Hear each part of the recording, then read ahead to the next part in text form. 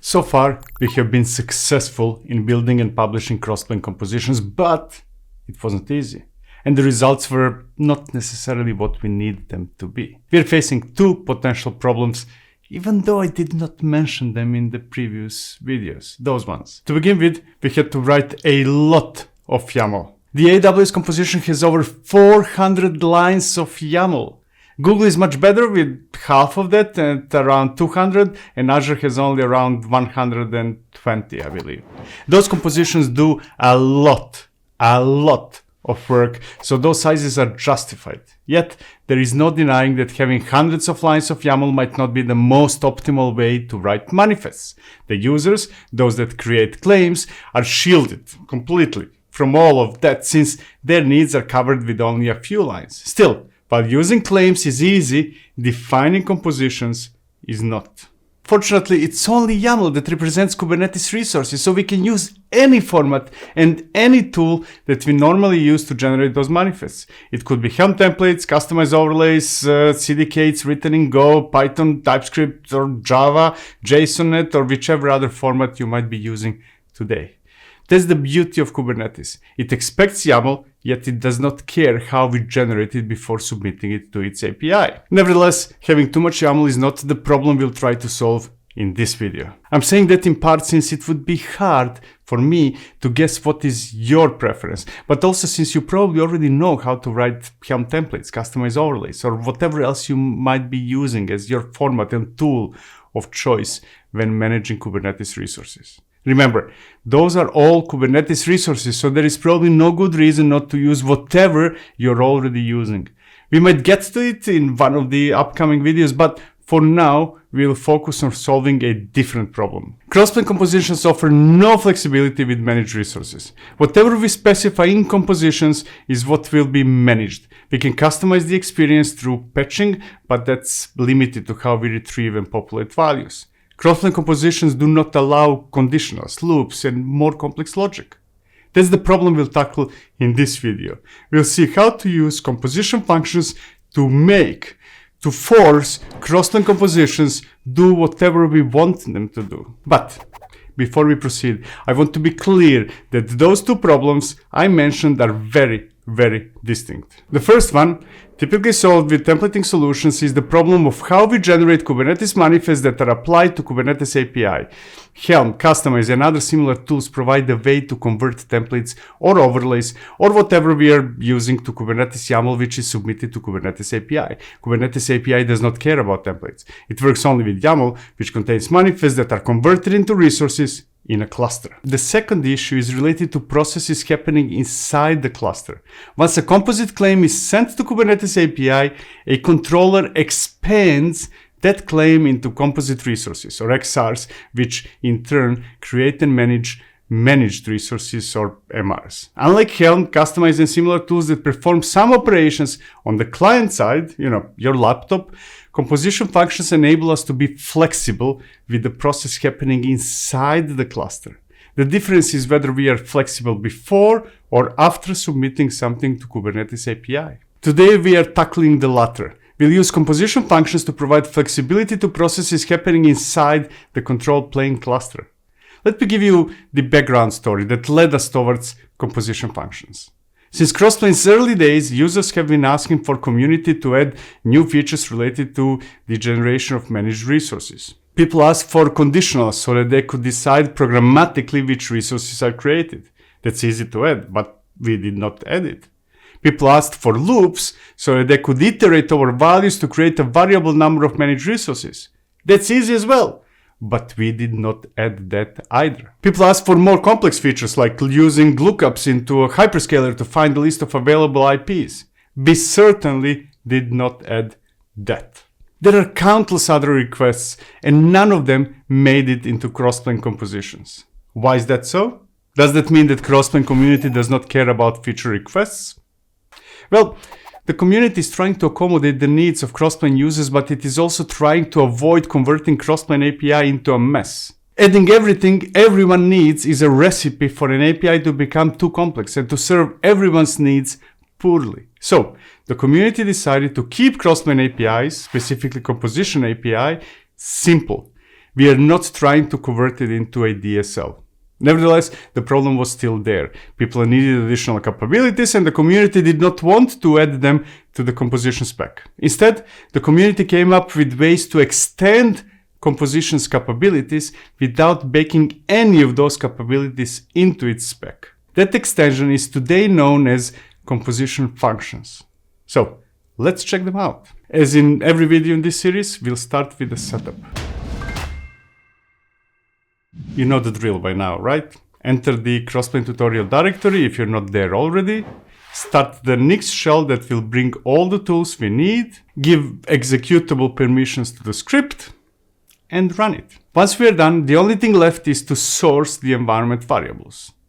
And now we are almost ready to dive into composition functions. The only thing missing is to figure out what we're missing.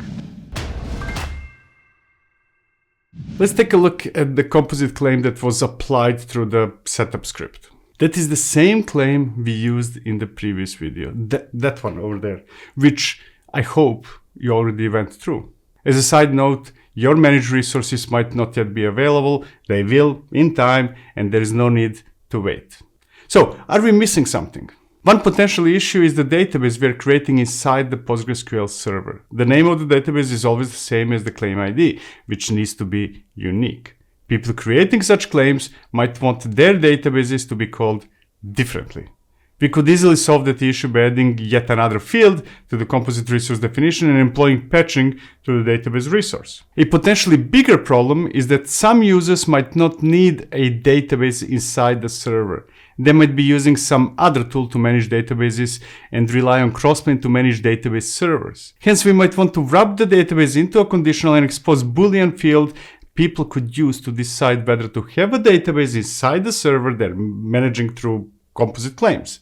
That's something we could solve through a composition function. Others, on the other hand, might need more than one database. So instead of having a conditional, we might want to add a loop over an array. So if people set the array to an empty value, there would be no databases. If they put a single item in the array, there would be one database. Two items would result in two databases and so on and so forth. The items of that array could be database names.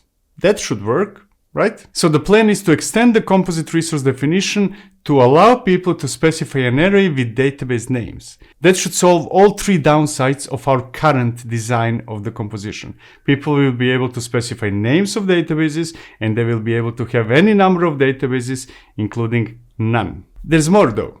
This might be a good opportunity to introduce database schemas as well. If users of our compositions can create PostgreSQL server with all the related infrastructure and services, as well as a variable number of databases in those servers, they should also be able to define schemas as well. Now, Crossplane itself does not have a mechanism to manage database schemas. It could have it, but as far as I know, no one wrote a provider for that, so we'll use a separate tool. I picked Atlas Operator. It works great, and it is one of only a handful of schema management tools that were designed to work as Kubernetes controllers. Feel free to check that video over there if you're not familiar with it. As a matter of fact, I included it in the setup script, so it's already running inside the cluster. What's missing is to add Atlas schema resource to the compositions. It will need a secret with the authentication to the database server. We are already generating secrets in the compositions, and we already saw that we can use patching so that Atlas schema resources are hooked into the correct secrets. We could do all that with the knowledge we have so far. There is nothing in those requirements we cannot do. However, just as with databases, we should make management of database schemas optional so that people can choose whether they would like to manage them schemas through composite claims or through some other means unrelated to Crossplane. Similarly, since databases are variable, schemas should be variable too. Hence, we need another loop for them. All in all, we will extend the composite resource definition with new fields for databases and schemas, and will modify our compositions to manage a variable number of databases and schemas. And that's it. That's all the theory and blah, blah, blah, blah, blah I will give. I cannot stand talking for too long without touching my keyboard. So let's jump into the practical examples. I know that by now you're probably very confused and that you probably have no idea what composition functions are and why we want them. That's normal since I did not really explain them. I will, but through examples, so bear with me. What matters for now is that we know what the requirements are for the features we should enable through compositions and that composite functions can help us accomplish that. The first function we will explore is not going to provide any new feature and it will not help us fulfill our new requirements. Yet it will be a great way to understand what composition functions do before we start working on those requirements. We can choose to use existing composition functions or write our own. As a personal rule of thumb, I tend to start by checking whether there is already a function that does what I need it to do before I start writing my own. A good start is the Upbound Marketplace, so let's open it. Click the Browse button on the top right side of the screen and choose Functions type from the left-hand menu. We can see a few functions right now. At the time of this recording, composition functions just reached beta and there aren't many available in the marketplace. That does not mean that there aren't many since quite a few teams are already writing and using their own functions. However, some of them are private, while others are publicly available, just not through the marketplace. Many are spread across GitHub repositories. Hopefully we'll see those published in the marketplace soon. We'll pick the patch and transform function, so let's enter into it. Over there we can see that the function has only one input, resources. If we enter inside resources, we can see the spec just as we would see the spec of a provider or a configuration. I already prepared everything we need to use the patch and transform function, so let's take a look at the manifests I wrote. To begin with, we need to deploy the function. Functions are a specific type of packages, just as providers and configurations are, so we have a manifest similar to those. The only structural differences between that manifest and those we use to define providers and configurations is the kind field, which is now set to function. So there's probably nothing new to say about it. Bear in mind that, as we saw in the previous video, we should package compositions, composite resource definitions, and configurations into configuration packages. Hence, you probably guessed that functions should be defined in Crossplane.yaml. If that's what you're thinking, you're right. However, for the sake of simplicity and agility, we'll skip configuration packages for now and apply changes directly. That will allow us to move faster. We will package and publish them as a new OCI image at the very end of the video, once we are happy with the changes we'll make. Let's apply the function. As a result, we have a composition function running in our control plane cluster. It is not doing anything though, it's just sitting there, waiting for someone or something to send it some input. We'll let it enjoy idleness for a while longer until we do some other things. Let's see a modified version of the composition we worked on. This time we have spec mode set to pipeline. The alternative is resources, which is the default value. Since we did not specify it in the past, all our compositions were running in the resources mode. The pipeline mode acts similarly to CI pipelines you're probably experienced with. It is an array of steps executed one after another. Each of the steps is processed by a function, which in this case is the patch and transform function referenced through the function ref name field. Finally, each function defines an optional input. Input is what is passed to a function which is expected to produce an output. That output is effectively acting in the same way as resources we are defining in the past. The difference is that instead of hard coding resources inside the composition, we are letting functions generate those resources inside the control plane cluster. Inside the input are a few fields that are common to all the functions. Those are the fields that any Kubernetes resource needs to define: API version, kind, and optional metadata. The rest depends on the function. The author of a function is free to define any schema. In the case of the patch and transform function, the one we are using right now, only two additional fields are available: patch sets and resources. You will notice that those are the same fields we used in the past, except that now they're nested inside spec pipeline input. As a matter of fact, this new composition is exactly the same as the previous one, except that I moved patch sets and resources fields inside the spec pipeline input. Now, you might be asking, what is the purpose of the patch and transform function? The answer is simple. It provides the patch and transform functionality we used before. That might lead you to ask a follow-up question: what's the difference between patch and transform functionality baked into compositions and the one provided as the function? The answer to that one is none that matters.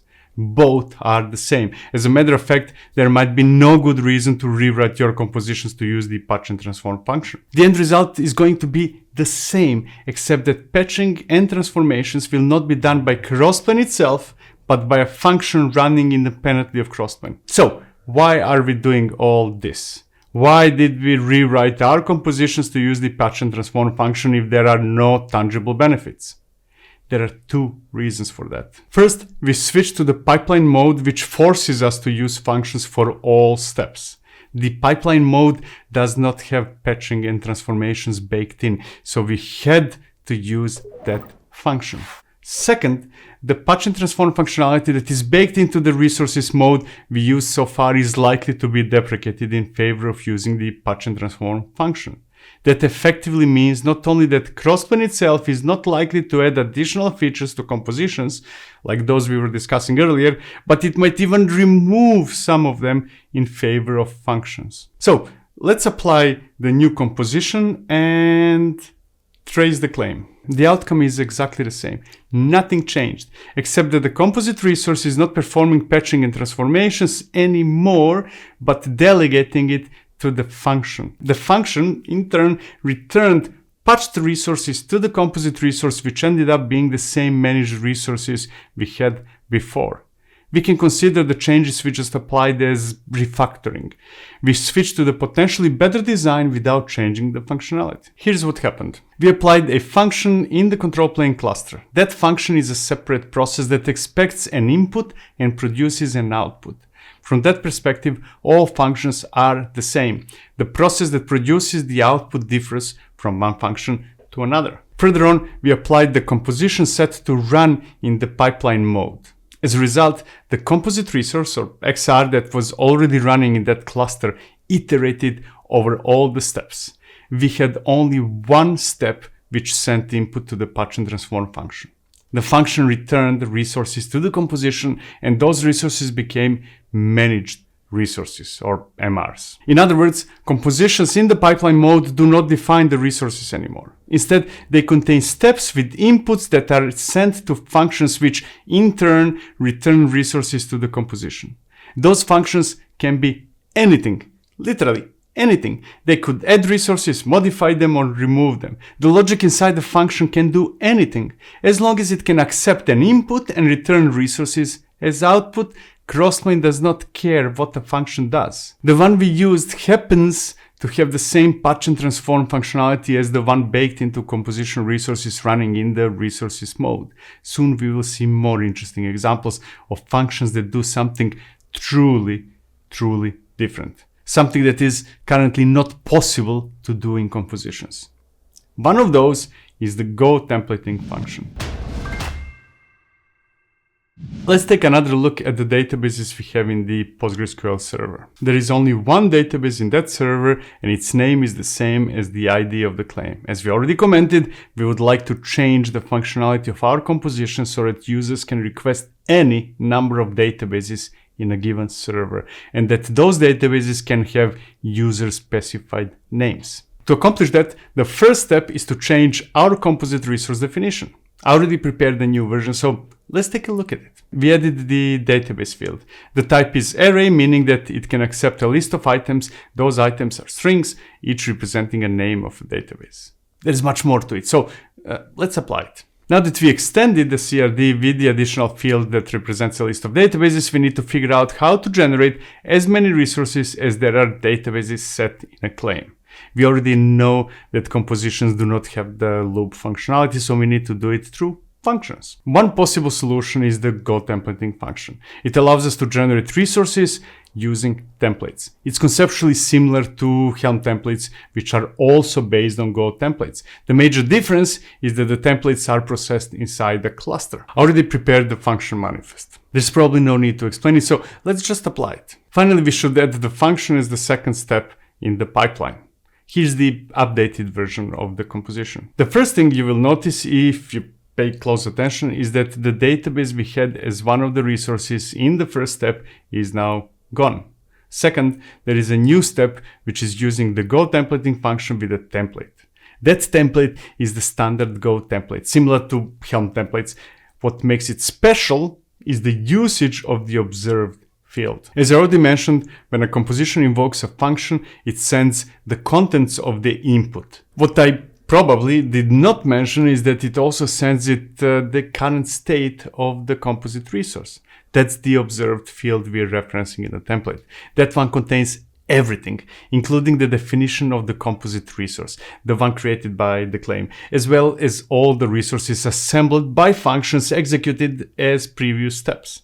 We don't care for the resources assembled previously, since that's mostly relevant to those who write functions. We are, for now, only function users, not builders, at least not yet. The part we care about is the ability to access fields from the composite resource. More specifically, we care about the spec parameters databases and spec ID fields.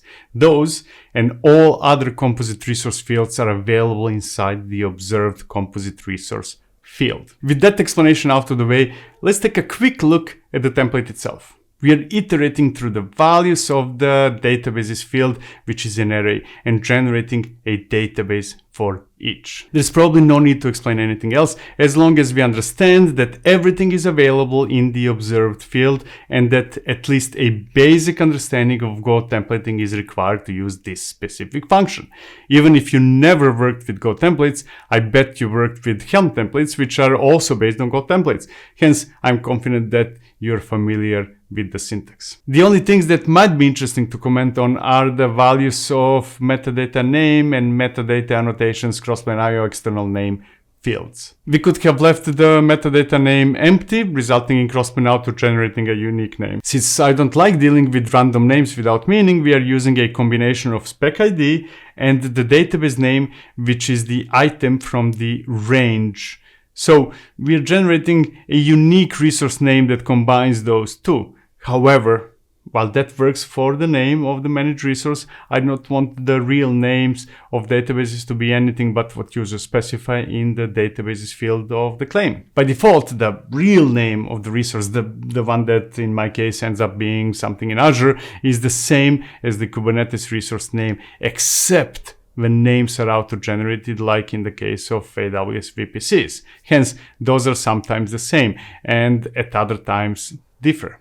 Crossplane solves that through the Crossplane IO external name annotation. That's where it keeps the real name, whatever the real name is of a resource, no matter whether it matches the name of the managed resource or not. But as I already mentioned, I do not want those two to be the same. So we are specifying the external name annotation ourselves by setting it to the databases value. That's it. The rest is all about knowing how Go templating works, which is not the subject I will cover here. So let's apply the composition and retrieve all databases. The old database was removed, but no new databases were added. Did we make a mistake?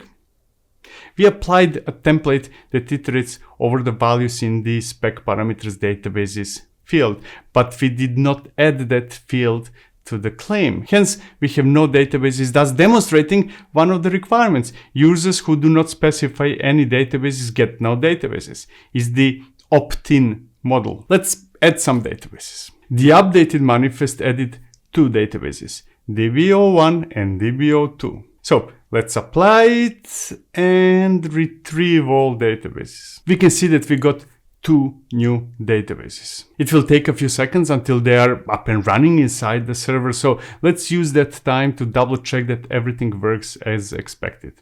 I do not trust myself, so you should not trust me either. So let's double check that the databases were indeed created inside the server. We already did go through the hurdle of getting authentication data and running a container with the pSQL, so we can do this without much of an explanation. Here we go. Retrieve the secrets in the A-team namespace and store the server name, the same as the secret name, in the DB name variable if it's Azure and its insistence on having unique names. For everyone else, it will be MyDB. Next, we will retrieve the user, the password, and the host. And now we can run a pod with pSQL, it's a long one, connect to the server, and list all databases. We can see that both databases were added to the server. Yay!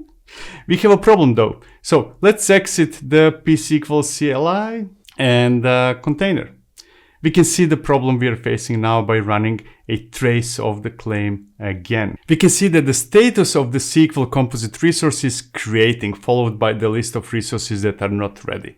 To be more precise, the composition thinks that the database resources are not available, even though we can see that they are. Let me explain that. The output of functions is a list of resources, and it is the responsibility of a function to provide the status, which is not what the Go templating one does. Hence, even though managed resources are available, the SQL composite resource, the parent, thinks that they are not.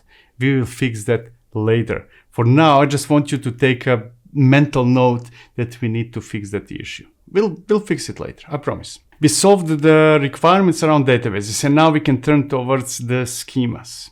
As I already mentioned, Atlas operator was deployed through the setup script, and you can watch that video over there if you're not familiar with it. So the operator is running, and we are still missing the means to apply Atlas schema resources through composite resources. The process is similar to what we did with databases, so let's go through it quickly. Here's the updated composite resource definition. We added schemas as another array. However, the type of items is this time object instead of string, since we need two fields as items of the array. One is the database that should contain the name of the database where the schema should be applied, and the other is SQL with the schema itself. Since we are using Atlas operator, schema consists of SQL statements, hence the name SQL. Let's apply the composite resource definition. Next, there are changes to compositions themselves. The logic is pretty much the same as before. We added a new step that references the same Go templating function. Inside the template, we are iterating over all items of the schemas field. Each iteration constructs a new object that applies Atlas schema with the credentials taken from the secret without data, and the schema itself, which is filled with the schema SQL field defined in the composite resource definition. And that's it. That's all the explanation I can give without diving into Go templating. So let's apply it and check whether Atlas schemas resources were created. We can see that no resources were created in a team namespace. That's normal, since we did not yet specify the schemas in the claim. So let's do just that. Here's the updated version of the composite claim. We added schemas with one item. The database DB01 has the SQL set to create tables, videos, and comments. Do not be confused by the create table statements. Atlas operator will create a temporary database, create those tables, compare the schema against the real server, and apply the differences. In this case, it will create both tables, but later on, if you modify one of them or add a new one, it will apply only the differences. It's absolutely awesome, and you should explore it in more detail on your own, or as I mentioned, watch that video. All in all, a schema will be applied to the DB01 while there will be no schema in DB02 since we did not specify any. So let's apply the modified composite claim and retrieve Atlas schemas. We can confirm that the composite resource did what was supposed to do by creating a pod with pSQL client. And then we can connect to pSQL with the server and switch to the DB01 database. And yeah, there's one more, and we can list all the tables. There we go. Both tables were created. We can confirm it further by outputting the schema of the videos table. We can see that the videos table contains the fields we specified and that it is referencing the comments table. Everything seems to be working correctly. So let's get out of pSQL and out of the pod. We are left with only one issue to solve. We need to make the composite resource understand the real status of the managed resources created through the Go templating function. Let's trace the composite claim again. We can see that both database as well as object with the schema managed resources are available, but also that the SQL composite resource still thinks that those three managed resources are being created. We could solve that in a few ways, with one of them being by far the easiest. Since I'm lazy, we'll go with the easiest and the fastest choice. We'll use yet another composition function. Here's the package manifest. This time we are adding the function auto-ready function, which serves a very simple purpose. It automatically detects composed resources that are ready and updates their statuses. Since functions in each step receive, among other things, all the composed resources assembled in previous steps, if you put that function as the last step, it will be able to evaluate all composed resources assembled thus far and update statuses. This is an example of how a function can solve tasks that are not necessarily as typical as Go templating. So let's apply the package and take a look at the modified version of the composition. That's an easy one. It does not even define input. The function does not need any additional information except the list of all the composed resources assembled thus far. Every function receives them no matter whether they require additional input. So let's see whether it works by applying the new version of the composition and tracing the claim. This time, the status of the SQL composite resource is available. The newly added auto-detect function correctly propagated the status of the managed resources to the composite resource. Let's see what we did so far. We deployed 3 functions to the control plane cluster. One to perform patch and transform operations, one that executes Go templating, and one, the auto-ready function, that ensures the proper statuses of the resources. Further on, we applied the composition set to run in the pipeline mode with 4 steps. The first step uses the patch and transform function to deal with resources that do not need special treatment beyond patching and basing transformations. Composite resource, or XR, which was already running in the cluster, sent all the resources we specified in that step to the function which returned those same resources patched. After that, the composite resource moved to the second step, which uses the Go templating function. It sent to that function the template that iterates over the list of databases as well as all previously assembled resources.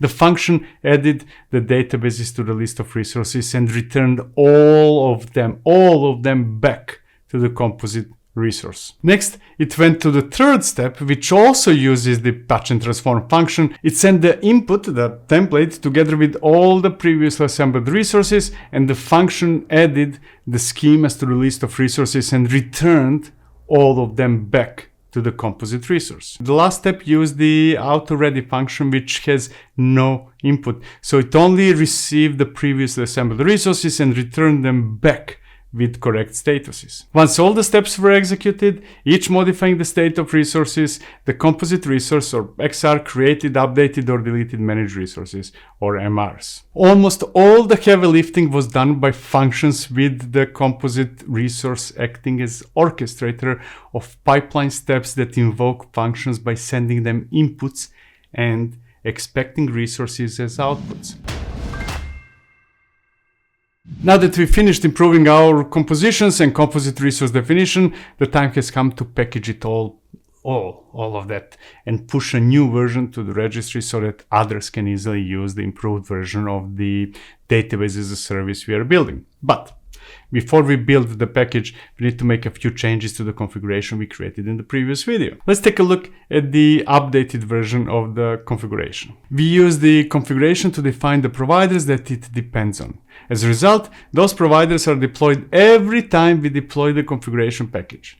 Those were defined as provider, and we should do the same with functions. There are also dependencies on the configuration. Adding functions as dependencies is the same as providers. The only difference is that we need to use function instead of provider, and that's all. That's all there is to it. So let's build a new version of the configuration package. I won't go into details of the steps that follow, since they are the same as what we explored in the previous video.